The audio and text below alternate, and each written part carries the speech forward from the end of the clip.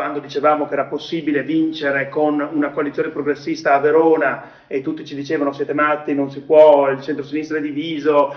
la destra governerà per sempre, e forse avevamo ragione, mi sento di dire di essere ottimisti. Verso l'estate con vista sul prossimo autunno. La stagione preelettorale del Movimento Civico Cittadino Traguardi si apre ufficialmente mercoledì prossimo 28 maggio al Circolo Primo Maggio di Montorio. In vista delle prossime consultazioni per il rinnovo di consiglio e presidente della Regione Veneto, Traguardi chiama a raccolta colleghe e colleghi civici della provincia di Verona e da tutto il Veneto.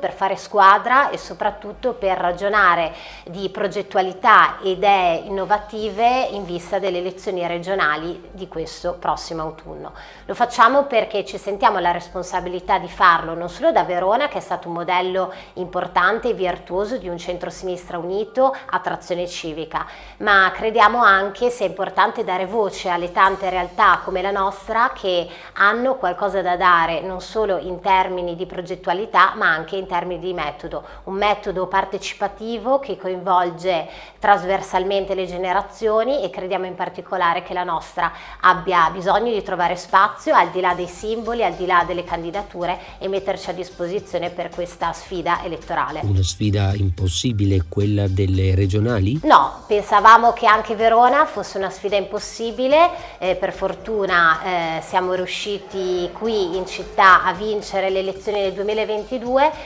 crediamo che neanche il Veneto sia una sfida impossibile. Ci distanziamo da chi pensa che la regione sia da sempre graniticamente conservatrice, invece crediamo che anche grazie al nostro apporto si possa dare un impulso innovativo di ricambio rigenerazionale e soprattutto che guardi al futuro della regione su tre temi in particolare: casa, trasporti e sanità.